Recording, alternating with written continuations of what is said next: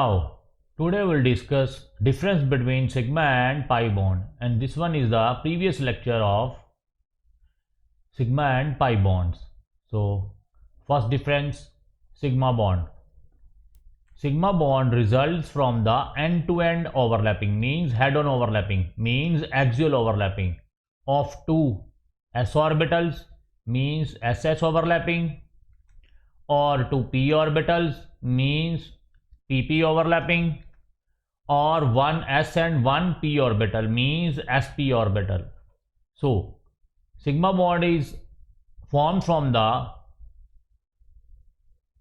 axial overlapping, means end-to-end overlapping, means head-on overlapping. किनके बीच में? Two s orbitals, ss overlapping, two p orbitals, pp overlapping, one s and one p orbital, sp orbital. ठीक है student, sp orbital, pp orbital और ss orbitals जब overlap करते हैं, कैसे? End to end overlap, means head on overlapping, means axial overlapping, axis के long. For example, this is a p orbital, this is another orbital, this is a axial overlapping, overlap along its axis. So this type of bonding is called a sigma bond.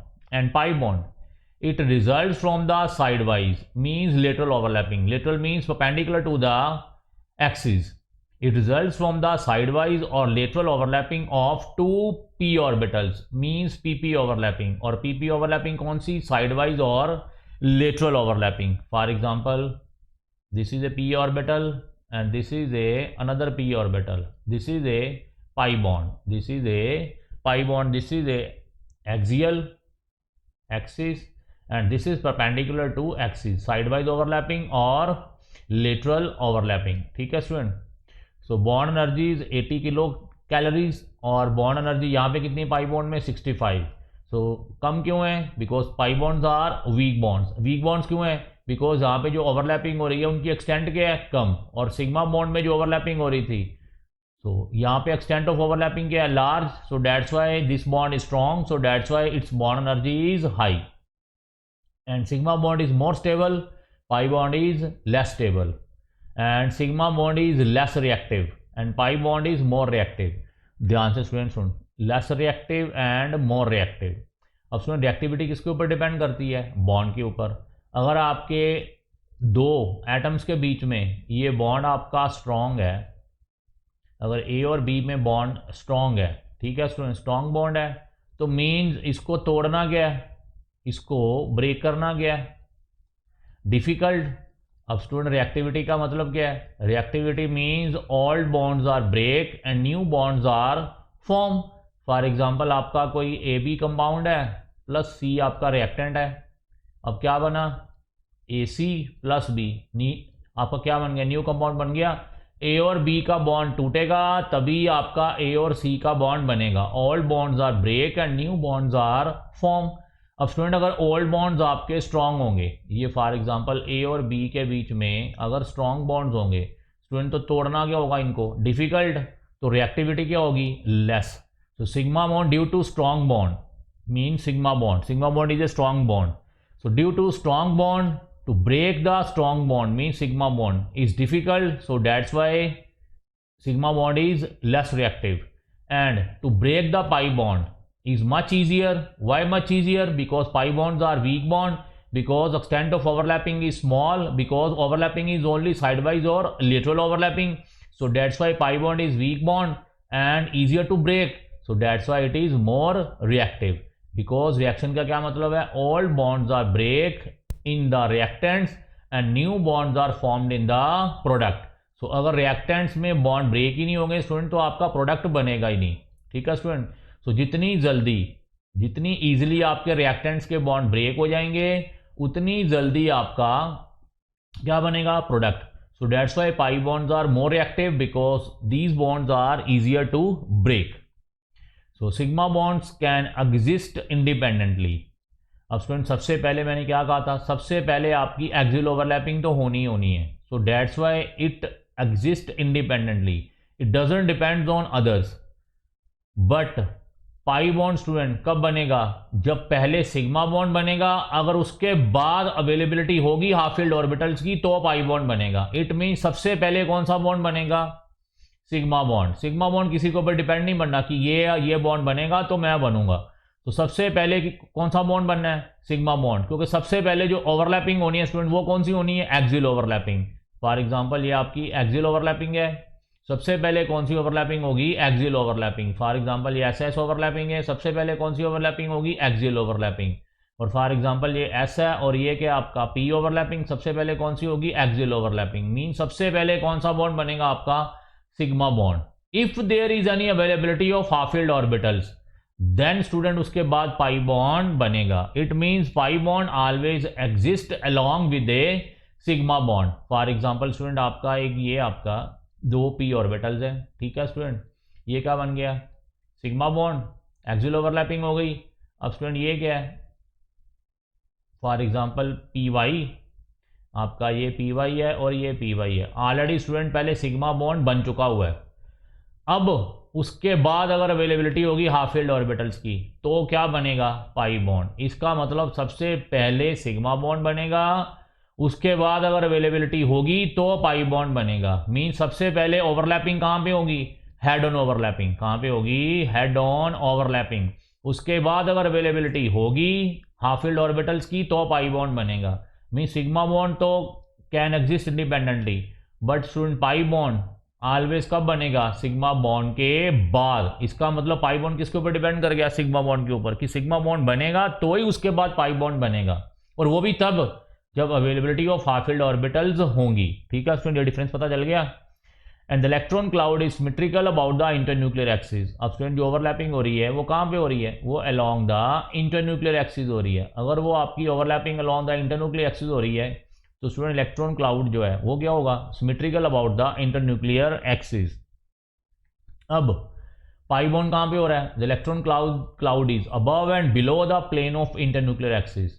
ये आपका pi bond बन रहा है, ये क्या है? Above and below the किसके? Internuclear axis के। ये आपका पाई बॉन्ड बन गया। ये आपकी जस्ट पार्शियल अट्रैक्शन होगी। ये क्या हो गई? Partial attraction. ठीक है स्टूडेंट। और इलेक्ट्रॉन क्लाउड कहाँ पे है? ये आपका इलेक्ट्रॉन क्लाउड कहाँ पे है? Above the plane. और यहाँ पे कहाँ पे है? Below the plane. ठीक है student, these are the electron cloud जो मैं अभी शेड कर रहा हूँ। तो electron cloud is above and below the plane in case of pi bond. So pi bonds are generally weaker than sigma bonds. ठीक है स्टूडेंट, डिस्कस मैं कर चुका हूँ। Owing to the significantly lower degree of overlapping. Why? Because in pi bonds extent of overlapping is small. So generally double bonds consist of one sigma and one pi bond. For example आपका student ए और P के बीच में कौन सा bond बन गया? Sigma bond, sorry double bond. अब student always एक बॉन्ड कौन सा होगा? सिग्मा। इन एडिशन उसके बाद कौन सा होगा? Pi bond. So for example आपका ऑक्सीजन है, ऑक्सीजन में कौन सा बॉन्ड है आपका? Double bond. एक सिग्मा होगा तो दूसरा कौन सा होगा? Pi bond. So generally double bond consist of one sigma and one pi bond, whereas a typical triple bond. अब ट्रिपल बॉन्ड में क्या होगा स्टूडेंट? फॉर एग्जांपल ए और बी के बीच में कौन से बॉन्ड्स हैं? ट्रिपल। अब स्टूडेंट सिग्मा बॉन्ड तो मैंने कहा एक ही बनेगा। क्यों एक बनेगा? क्योंकि एक्सिस एक ही है। जब एक्सिस एक ही है तो ओवरलैपिंग अलॉन्ग द एक्सिस एक ही होगा, तो सिग्मा बॉन्ड कितने बनेंगे? एक ही। उसके बाद above and below the plane ये क्या बनेंगे? Pi bonds. पाई बॉन्ड्स की डायरेक्शन क्या है पी ऑर्बिटल की? P X, P Y and P Z. For example ये आपकी इंटरन्यूक्लियर एक्सिस है, ये कौन सी एक्सिस है? P Z. और फॉर एग्जांपल ये कौन सी है स्टूडेंट? P Y. उसके बाद एक और है, वो कौन सा है? P x. ये आपका पी एक्स आ गया फॉर एग्जांपल। अब इनके बीच में भी स्टूडेंट क्या होगा? ये वाला, ये भी क्या होगा? Pi bond. ये भी क्या होगा? Pi bond. So sigma bond always क्या बना? वन। इन एडिशन उसके बाद क्या बने? Pi bond. क्या बने? Pi bond. So typically triple bond में क्या है? One sigma and two pi bonds. ठीक है स्टूडेंट, फॉर एग्जांपल आपका नाइट्रोजन है, सिग्मा बॉन्ड स्टूडेंट एक ही बनेगा। क्यों बनेगा? क्योंकि एक्सिस एक ही है, इंटरन्यूक्लियर एक्सिस एक ही है, सो दैट्स वाई सिग्मा बॉन्ड एक ही बनेगा। उसके बाद जो भी बॉन्ड्स बनेंगे वो कहाँ बनेंगे? Above and below the plane. वो कौन से बनेंगे? Pi bonds. So in nitrogen there is one sigma and two pi bonds. So it is important to note that combination of sigma and pi bonds is always stronger than a single sigma bond. Student ध्यान से देखिए, मैंने क्या कहा था? Pi bond is weaker than pi bonds, weaker than sigma bonds. Pi bond weaker than sigma bond है, लेकिन student for example ये आपका नाइट्रोजन है, इसमें कितने बॉन्ड आ गए? 3। और ऑक्सीजन में क्या है आपका? Double bond. और फॉर एग्जांपल हाइड्रोजन में क्या है आपका? Single bond. इसमें एक सिग्मा एक पाई है, एक सिग्मा 2 पाई है। अब स्टूडेंट इन तीनों बॉन्ड्स की, मैं तीनों बॉन्ड्स की बात कर रहा हूँ, 1 सिग्मा एंड 2 पाई बॉन्ड्स, इनकी स्ट्रेंथ इन दोनों बॉन्ड से क्या होगी? ज़्यादा। किसकी? सिग्मा और पाई बॉन्ड्स की। और सिग्मा और पाई बॉन्ड्स, इन दोनों बॉन्ड्स की जो स्ट्रेंथ है वो इस सिंगल बॉन्ड से क्या होगी? ज़्यादा। मीन्स जितने आपके पाई बॉन्ड्स बनते जाएंगे, मीन्स जितनी नंबर ऑफ बॉन्डिंग्स आपकी बनती जाएंगी, उतनी bond strength between the atoms क्या होती जाएगी? ज़्यादा। So combination of sigma and pi bonds is always stronger than A sigma bond. It means strength of triple bond is greater than strength of double bond and is then single bond। ठीक है student, because यहाँ पे involvement कितनी हो रही है? 3 bonds की। चाहे आपका 2 पाई बॉन्ड्स हैं, वीक हैं, लेकिन स्टूडेंट यहाँ पे एक क्या है? सिंगल बॉन्ड है सिग्मा, और यहाँ पे एक सिग्मा है, दूसरा पाई बॉन्ड है। यहाँ पे सिर्फ कौन सा है? Elon sigma. तो यहाँ पे 3 बॉन्ड्स होने की वजह से कॉम्बिनेशन ऑफ दीज 3 बॉन्ड्स की strength, overall strength double bond से ज़्यादा है और डबल बॉन्ड की सिंगल बॉन्ड से ज़्यादा है। ठीक है स्टूडेंट। लेकिन इंडिपेंडेंट अगर हम एक अकेले बॉन्ड्स की बात करें तो pi bond is weaker than sigma bond. ठीक है student, mean sigma bond is stronger than pi bond because extent of overlapping is more in sigma bond than in pi bond, but combination of sigma and pi bonds is stronger than a single sigma bond. ठीक है student. So next article आपका आ गया hybridisation, new concept. ठीक है student, and this one is very important for your boards as well as for your competitions. Now hybridization, the concept of hybridization was introduced by Pauling and Slater, जिन्होंने हमें क्या दिया था? Valence bond theory. So hybridization is defined as, so definition क्या आ गई? Intermixing of dissimilar orbitals. कौन से ऑर्बिटल्स? डिसिमिलर, सिमिलर नहीं, कौन से? डिसिमिलर। फॉर एग्जाम्पल एक कार्बन है, दूसरा हाइड्रोजन है। Intermixing of dissimilar orbitals of same atom. अब सेम एटम के भी हो सकते हैं, फॉर एग्जाम्पल कार्बन के, but having slightly different energies. अब इनके बीच में जो एनर्जीज हैं वो क्या होनी चाहिए? ऑर्बिटल्स के बीच में एनर्जीज क्या होनी चाहिए? स्लाइटली डिफरेंट एनर्जीज, मीन्स बहुत ज़्यादा एनर्जी गैप नहीं होना चाहिए। Having slightly different energies. अब क्या बनेगा जब वो इंटरमिक्स होंगे? ये आपके फॉर एग्जांपल CH और कार्बन इंटरमिक्स होंगे तो क्या बनेगा? To form same number of new orbitals. क्या बनेंगे? सेम नंबर ऑफ क्या बनेंगे? जब ये इंटरमिक्स हो जाएंगे ऑर्बिटल्स आपस में तो क्या बनेंगे? सेम। अगर 2 ऑर्बिटल्स मिक्स होंगे तो 2 नए ऑर्बिटल्स बनेंगे। अगर 3 ऑर्बिटल्स मिक्स होंगे तो 3 नंबर ऑफ न्यू ऑर्बिटल्स बनेंगे। अगर 4 ऑर्बिटल्स मिक्स होंगे तो 4 नंबर ऑफ न्यू ऑर्बिटल्स बनेंगे। वो डिपेंड करेगा कि आपकी इंटरमिक्सिंग कितनी ऑर्बिटल्स की हो रही है। Intermixing of dissimilar orbitals of same atom but having orbitals की जो एनर्जी है वो क्या है? Slightly different. अब क्या बना? To same number of new orbitals. जितने डिसिमिलर ऑर्बिटल्स थे उतने फिर से क्या बन गए? नए ऑर्बिटल्स ऑफ इक्वल एनर्जीज। अब स्टूडेंट जो इंटरमिक्सिंग हो रही थी उन ऑर्बिटल्स की एनर्जी क्या थी? Slightly different. अब इंटरमिक्स होने के बाद जो नए ऑर्बिटल्स आए उनकी एनर्जीज क्या है? Equal energies. एंड उनकी ऑर्बिटल्स की शेप क्या है? सारे ऑर्बिटल्स की सेम। अब जो इंटरमिक्स हो रहे थे या डिसिमिलर ऑर्बिटल्स, इनकी शेप्स भी डिफरेंट थी और इनमें जो एनर्जी थी वो क्या थी? Slightly different. अब जब इंटरमिक्स हो गए, ये डिसिमिलर ऑर्बिटल्स इंटरमिक्स हो गए, जिनकी एनर्जीज क्या थी? स्लाइटली डिफरेंट, और शेप्स भी क्या थी? डिफरेंट। अब जब इंटरमिक्स होने के बाद नए ऑर्बिटल्स बने, न्यू ऑर्बिटल्स, वो कितने बने? जितने इंटरमिक्स हुए थे। अगर 2 इंटरमिक्स हुए थे तो 2 नए ऑर्बिटल्स बनेंगे, 3 हुए थे तो 3 बनेंगे, 4 हुए थे तो 4 बनेंगे। अब same number of new orbitals produce हो गए हैं। अब उन same number of new orbitals की एनर्जीज क्या है? अब इक्वल है। पहले स्लाइटली डिफरेंट थी, मिक्स होने के बाद सारे ऑर्बिटल्स की एनर्जी क्या आ गई है?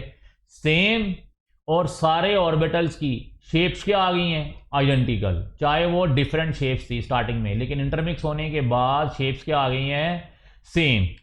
This is the definition of Hybridization means intermixing of dissimilar orbitals of same atom but having slightly different energies to form same number of new orbitals of equal energies and identical shapes. Clear होगा सुन definition. And जो नए orbitals बने intermix होने के बाद उनका क्या नाम है? Hybrid orbitals. क्या नाम है? Hybrid orbitals. The new orbitals of formed are known as hybrid orbitals. ठीक है स्टूडेंट, जो ये मिक्स हो रहे थे स्टार्टिंग में वो हाइब्रिड ऑर्बिटल्स नहीं थे। जब मिक्स होने के बाद जो नए ऑर्बिटल प्रोड्यूस हुए जिनकी एनर्जीज क्या है? इक्वल, और शेप्स क्या है? आइडेंटिकल, उनका क्या नाम रख दिया हमने? Hybrid orbitals. ठीक है स्टूडेंट, हम कोवलेंट बॉन्ड्स में कहां जाए जा रहे हैं? डेप्थ में जाए जा रहे हैं। स्टार्ट हुए थे सिंपल कोवलेंट बॉन्डिंग से, कहां पे जा रहे हैं हम? डेप्थ में। पहले क्या था? Polar and non polar covalent bonds हमने डिस्कस किए, फिर फाजन रूल्स डिस्कस किया, फिर उसके बाद क्या डिस्कस किया हमने? अभी sigma and pi bonds discuss किया। अब सिग्मा एंड पाई बॉन्ड्स के बाद एक नए कंसेप्ट और आ गया। कौन सा आ गया? Hybrid orbitals. So characteristics of hybridization, पहली, only orbitals of almost similar energies. अब स्टूडेंट कौन से ऑर्बिटल्स आपस में इंटरमिक्स होंगे? जिनकी एनर्जीज ऑलमोस्ट क्या है? सेम। और वो स्टूडेंट आपको पता है कैसे आपने देखनी होती है। फॉर एग्जांपल आपने एक 3p है और दूसरा क्या है आपका 3s, तो ये आपकी इनकी एनर्जी लेवल क्या है? अकॉर्डिंग टू n+l रूल आप लगा लो ऑब्वियस प्रिंसिपल से, तो ऑलमोस्ट इनकी एनर्जीज क्या हैं? Almost similar. ये नहीं कि एक 3p है और दूसरा स्टूडेंट 4f है, इनमें एनर्जी डिफरेंस क्या है? Very very large. n+l rule के अकॉर्डिंगली यहाँ पे n+l कितना आ गया? 4, और यहाँ पे n+l कितना आ गया? 7। There is a large energy difference, तो ये इंटरमिक्स नहीं होंगे। अब कह रहा है ओनली ऑर्बिटल्स जिनकी ऑलमोस्ट एनर्जीज क्या हैं? Similar and belonging to the same atom. किसको बिलोंग कर रहे हैं? सेम एटम को और सेम आयन को, वही क्या करेंगे? हाइब्रिडाइज। वही क्या होंगे? Hybridize. Hybridization takes place only in orbitals, electrons are not involved in it. ठीक है स्टूडेंट, अब किस में होगी हाइब्रिडेशन? ऑर्बिटल्स में। किस में हो रही है? ऑर्बिटल्स में, इलेक्ट्रॉन्स में नहीं। किस में हो रही है स्टूडेंट? ऑर्बिटल्स में। पहले हम इलेक्ट्रॉन्स की बात कर रहे थे, अब यहाँ पे किसकी बात कर रहे हैं? ऑर्बिटल्स की। और जो नए ऑर्बिटल्स बने हैं उनको क्या कहते हैं? Hybrid orbitals. और ये जो इंटरमिक्सिंग हो रही है, किन की इंटरमिक्सिंग हो रही है? ऑर्बिटल्स की। ठीक है student, orbitals mean electron clouds. पहले हम कह रहे थे कि इलेक्ट्रॉन्स अट्रैक्ट कर रहे हैं, अब हम क्या कह रहे हैं? ऑर्बिटल्स अट्रैक्ट कर रहे हैं। Orbitals is the 3-dimensional space where there is a probability of finding the electron is maximum. An orbital is also called a electron cloud, not electron. Electron का effect in 3-dimensional space, that is called a orbital. So अब कौन hybridise हो रहा है? Orbitals. ठीक है student, मतलब electrons का इफेक्ट जो है 3-dimensional स्पेस में वो आपस में क्या हो रहा है? इंटरमिक्स हो रहा है, तो उसको क्या बोलते हैं? Hybridization. The number of hybrid orbitals produced is equal to the number of pure orbitals. Student, जितने pure orbitals means independent orbitals जितने मिक्स हुए थे, तो मिक्स होने के बाद जो नए ऑर्बिटल्स प्रोड्यूस हुए हाइब्रिड ऑर्बिटल्स, वो उनका नंबर क्या होगा? सेम। जितने number of orbitals pure orbitals intermix हुए थे उतने ही नए हाइब्रिड ऑर्बिटल्स प्रोड्यूस होंगे। ठीक है student, during hybridization in the excited state the number of unpaired electrons must correspond to the oxidation state of central atom in the molecule। अब student जो excited state में क्या होता है कि इलेक्ट्रॉन्स क्या हो जाते हैं? एक स्टेट से दूसरी स्टेट में चले जाते हैं। ठीक है स्टूडेंट, अब फॉर एग्जांपल आपका 4s से 3p से कहाँ चले गए? 3d में। ठीक है स्टूडेंट, अब ये डिस्कस कर चुके हो 3p to 4s, 4s to 3d, और ये एक्साइटेशन भी कहाँ पे होती है? ऑलमोस्ट इक्वल एनर्जी ऑर्बिटल्स में। In the excited state number of unpaired electrons, अब मैंने पहले कहा कौन से ऑर्बिटल्स इंटरमिक्स होंगे? जो कौन से हैं? अनपेड इलेक्ट्रॉन्स हैं, वही ऑर्बिटल इंटरमिक्स होंगे, क्योंकि वही कोवलेंट बॉन्ड बनाएंगे जो अनपेड इलेक्ट्रॉन्स हैं। Must correspond to the number of unpaired electrons कितने होने चाहिए? जितनी सेंट्रल एटम की क्या है? ऑक्सीडेशन स्टेट है। ये नहीं कि किसी की अगर कंबाइन होने की 3 है तो वो 4 ऑर्बिटल प्रोड्यूस कर लेगा। नो, जितनी स्टूडेंट किसी सेंट्रल एटम की ऑक्सीडेशन स्टेट है उतने ही number of unpaired electrons available होंगे और उतने ही हाइब्रिड ऑर्बिटल्स प्रोड्यूस होंगे मॉलिक्यूल के अंदर। ठीक है स्टूडेंट, ना उससे ज़्यादा ना उससे कम। फिफ्थ पॉइंट कहता है बोथ हाफ फिल्ड ऑर्बिटल्स और fully filled orbitals of equivalent energy can involve in hybridization. अब ध्यान से देखिए स्टूडेंट, बोथ हाफ फिल्ड और fully filled orbitals of equivalent energy, सिर्फ एनर्जी क्या होनी चाहिए, equivalent, they involve in hybridization. And fifth concept student मैं आपको डिटेल में समझाऊंगा। अब आपने सोचा होगा कि सर तो बोल रहे हैं कि हाफ फिल्ड ऑर्बिटल्स ही सिर्फ इन्वॉल्व हो रहे हैं, अब यहाँ पे क्या हो गए, फुली फिल्ड ऑर्बिटल्स भी क्या हो रहे हैं, इन्वॉल्व हो रहे हैं। ये स्टूडेंट मैं अभी आपको बाद में बताऊंगा कि फुली फिल्ड ऑर्बिटल्स का क्या मतलब है। यहाँ पे आप हाफ फिल्ड ऑर्बिटल का तो आप दिमाग में रखो कि हाफ फिल्ड ऑर्बिटल्स क्या बनाएंगे, नए ऑर्बिटल्स, वो कोवलेंट बॉन्ड बना के न्यू ऑर्बिटल्स बनाएंगे, न्यू बॉन्ड्स बनाएंगे। कहता hybrid orbitals form only sigma bonds. अब स्टूडेंट जो हाइब्रिड ऑर्बिटल्स की बात कर रहे हैं वो सिर्फ कौन से बॉन्ड्स बनाते हैं, सिग्मा बॉन्ड्स। अब स्टूडेंट ये पॉइंट दिमाग में रखने वाला है, पाई बॉन्ड्स जो बनाते हैं उनको हम हाइब्रिड ऑर्बिटल्स नहीं बोलते, उनको बोलते हैं अनहाइब्रिडाइज्ड। क्या बोलते हैं, अनहाइब्रिडाइज्ड। एंड हाइब्रिडाइज्ड ऑर्बिटल सिर्फ उनको ही बोलेंगे जो सिर्फ कौन बनाएंगे, सिग्मा बॉन्ड्स। और सिग्मा बॉन्ड्स कौन बनाएंगे, जिनमें ओवरलैपिंग क्या होगी, एक्सियल ओवरलैपिंग होगी। ठीक है स्टूडेंट, उन ऑर्बिटल्स को क्या बोलेंगे, hybrid orbitals. And orbitals involve in a pi bond do not participate in hybridization. And जो ऑर्बिटल्स पाई बॉन्ड बनाते हैं they do not participate in hybridization, उनको क्या बोलेंगे, unhybridized orbitals. Hybridization never takes place in an isolated atom. अब student hybridization कभी भी isolated atom में नहीं होगी, but it occurs only at the time of bond formation. और कब होगी, जब बॉन्ड बनेगा। और बॉन्ड आइसोलेटेड एटम में तो बनेगा नहीं, किसमें बनेगा, बिटवीन द टू और more than two atoms. The hybrid orbitals are distributed in space as apart as possible resulting in a definite geometry of molecule. अब स्टूडेंट है तो ये वेसेपर थ्योरी का कॉन्सेप्ट, लेकिन मैं आपको यहाँ पे बता दूँ कि इसका मतलब क्या है। Hybrid orbitals are distributed in space, hybrid orbitals क्या हो गए, distributed in space as apart as possible.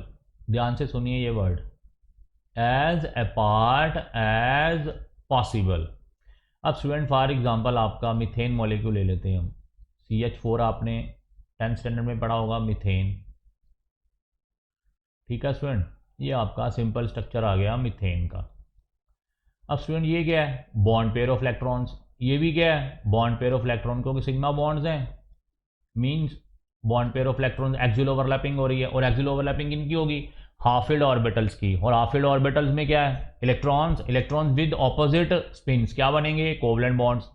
तो एक्सियल ओवरलैपिंग हो रही है कार्बन एंड हाइड्रोजन के बीच में, बिकॉज कार्बन एंड हाइड्रोजन की जो ऑलमोस्ट एनर्जी है वो क्या है, सिमिलर, तो ये हाइब्रिडाइज हो गए। तो ये फॉर एग्जांपल आपके 4 बॉन्ड्स बन गए इन CH4। अब स्टूडेंट इन बॉन्ड पेयर्स में क्या होगी, ध्यान से सुनो, रिपल्शन। क्या होगी, रिपल्शन। इन बॉन्ड्स पेयर्स के बीच में क्या होगी, रिपल्शन। अब स्टूडेंट लेकिन जो ये बॉन्ड्स हैं वो क्या है, स्टेबल हैं। अगर ये स्टूडेंट आपस में रिपेल करेंगे तो ये बॉन्ड क्या होंगे, टूट जाएंगे।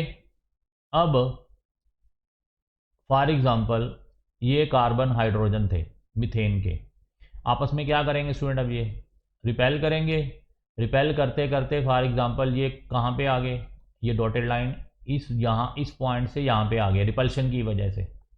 अब ये वाला जो कार्बन हाइड्रोजन यहाँ पे था, रिपेल हुआ, बॉन्ड पेयर्स के बीच में क्या हुई, रिपल्शन हुई।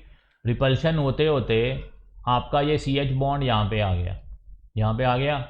आपको पता है 109.5 डिग्री एंगल होता है। ठीक है स्टूडेंट, मीथेन में आपने ये प्रोजेक्ट भी बनाया होगा, तो कितना एंगल होता है between the 2 CH bonds in methane, 109.5 degree. अब स्टूडेंट ये यहाँ पे आ गया, मैक्सिमम दूरी पे आ गया, फार अपार्ट एज पॉसिबल। उतनी दूरी पे आ गया कि इनके बीच में अब जो रिपल्शंस है वो क्या है, मिनिमम।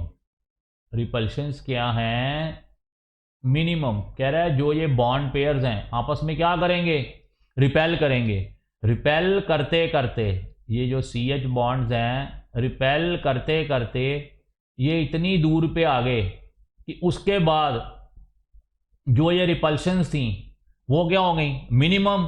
अब स्टूडेंट रिपल्शंस मिनिमम होंगी तो ही पोटेंशियल एनर्जी मिनिमम होगी, तो ही स्टेबिलिटी क्या होगी, मैक्सिमम। तो स्टेबिलिटी मैक्सिमम करने के लिए ये जो बॉन्ड्स हैं, फॉर एग्जांपल मैं आपको मीथेन की एग्जांपल दे रहा हूँ, ये फार अपार्ट एज पॉसिबल, ये मैक्सिमम दूरी पे जाने चाहिए। मैक्सिमम दूरी पे क्यों जाने चाहिए? ताकि इनके बीच में फर्दर रिपल्शन ना हो। फर्दर रिपल्शन ना हो का मतलब है कि इनकी जो पोटेंशियल एनर्जी वो क्या होगी? मिनिमम, क्योंकि रिपल्शन होगी तो पोटेंशियल एनर्जी बढ़ जाएगी। अब अगर ये दूर दूर हो गए, जितनी दूर दूर इन्होंने होना था उतनी दूर दूर होंगे, इनके बीच में रिपल्शन मिनिमम हो गई, पोटेंशियल एनर्जी मिनिमम हो गई और स्टेबिलिटी मैक्सिमम हो गई। ठीक है स्टूडेंट, ये आपके जो बॉन्ड पेयर्स हैं, मतलब सिग्मा बॉन्ड्स हैं, they far apart as possible to achieve minimum repulsions between the sigma bonds, means bond pair of electrons, to acquire stability and to achieve a particular shape of molecule and to get a particular angle। ठीक है student, यही इस line का मतलब है। कह रहा है जो हाइब्रिड ऑर्बिटल्स हैं, अब इन बॉन्ड्स को स्टूडेंट हमने हाइब्रिड ऑर्बिटल्स ही बोल दिया। जो सिग्मा बॉन्ड्स हैं इनको क्या बोल दिया हमने? Hybrid orbitals. अब ये जो हाइब्रिड ऑर्बिटल्स हैं, they are distributed in space. Student ये क्या हो गया?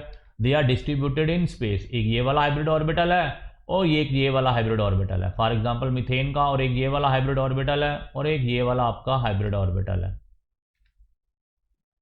this one hybrid orbital, this one hybrid orbital, this one hybrid orbital और this one hybrid orbital। For example हम मीथेन की बात कर रहे हैं, these hybrid orbitals means these sigma bonds are far apart as possible to maintain minimum repulsions between them so that to acquire stability and to get a particular shape in the space and to get a particular angle।